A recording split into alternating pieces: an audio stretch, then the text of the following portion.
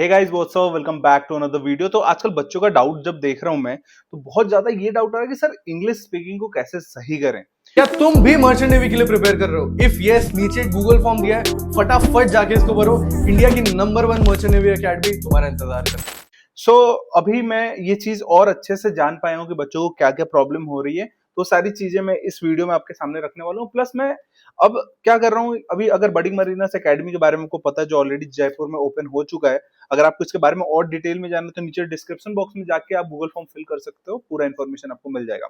तो non technical वाला जो पार्ट है और जो पर्सनैलिटी डेवलपमेंट का पार्ट है ना, वो मैं खुद ले रहा हूँ personally. And English speaking plus English grammar के लिए बेसिकली हमारे पास वंशिका मैम है, but being a non tech teacher मैं बच्चों को बुला बुला के ये सब प्रैक्टिस वगैरह करवाता रहता हूँ, क्वेश्चन का आंसर लिखवाता रहता हूँ। तो मेरे को पता चलता है कि इनको इंग्लिश में कहाँ प्रॉब्लम हो रही है, क्या क्या चीजों पे हमें काम करना है, कैसे काम करना है।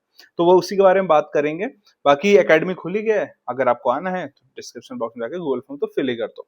सो सबसे पहला जो प्रॉब्लम है वो मैं देख रहा हूँ कि बच्चों को इंग्लिश तो मतलब ऐसे सोच रहे हैं कि अगर मैं परफेक्ट नहीं हूं तो I want be able to do anything in my life. तो ऐसा कुछ नहीं है यार। देखो इंटरव्यू में it should be 8 out of 10, not 10 out of 10। ठीक है, 8 से ऊपर रखो, 8 रखो, 9 रखो, 9.5 रखो। ठीक है, ऐसे अपने आपको बना। 10 है तो बहुत अच्छी बात है, बट अगर 8 को भी आप सस्टेन कर पा रहे हो बहुत अच्छी बात है वो।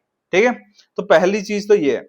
अब मैं जब बच्चों को प्रिपेयर कर रहा था तो नॉन टेक्निकल का पहला क्वेश्चन था इंट्रोड्यूस योरसेल्फ। ठीक है, तो मैंने उनको एक आउटलाइन दिया कि this is how your introduction should look. ठीक है, ऐसे।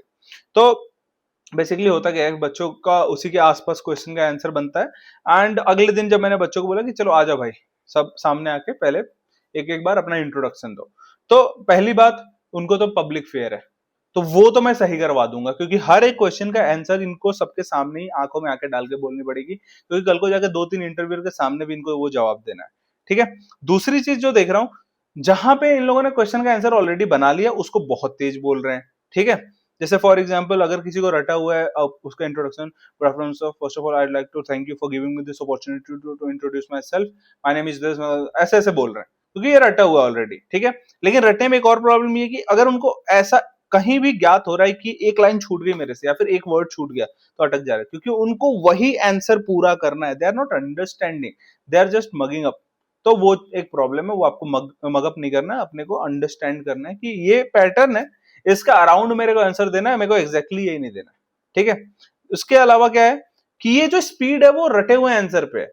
अगर मैं उससे पूछ लूं कि ठीक है चल ये हो गया, तूने बता दिया, ठीक है, अब तेरा हॉबी क्रिकेट था, now tell me something related to cricket. For example मैं उससे पूछ लिया कि when did you play cricket last time, या फिर were you the captain of the cricket team, तो क्या क्या चीजें, what all things you learn from that particular event. तो ये चीजें जो प्रॉब्लम करती है ना, यहाँ पे अब इनको बिल्ड करना है क्वेश्चन के आंसर को, एंड देन उसके बाद से बोलना है। यहाँ पे तो पूरा अटक गए।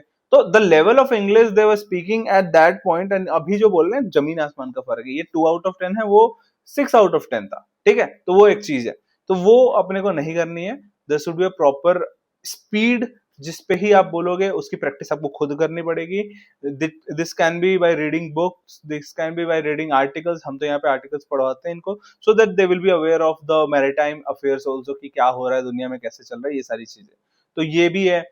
प्लस जैसे मर्चेंट नेवी में क्या होता है, इंस्टीट्यूट में जब आप जाते हो तो इंग्लिश सब्जेक्ट होता है। इंग्लिश सब्जेक्ट में आपको बेसिकली ग्रामर्स एंड ऑल ये बेसिक चीजें जो आपको इंग्लिश बोलने में हेल्प करती है। फॉर एग्जांपल एक ये भी हो सकता है कि ऑक्सिलरीज मिस्टेक बहुत कॉमन है आज के टाइम पे, तो वो भी चीजें, ये सब चीजें इंग्लिश की मैम वंशिका मैम सिखा रही हैं।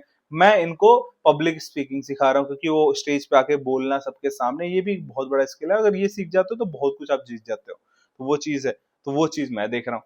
तो ऐसे कर करके हम बच्चों को प्रिपेयर कर रहे हैं एकेडमी में, and literally it is showing result. बहुत सारे बच्चे जो डे 1 पे बोल तक नहीं पाते थे, आज जो बोल रहे हैं।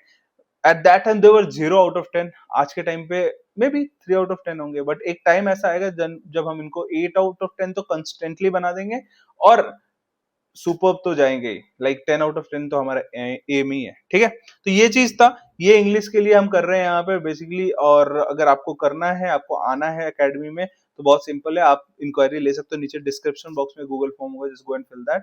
बाकी मेरी टीम आपको कांटेक्ट करके सारा इन्फॉर्मेशन दे देगी। Thank you so much.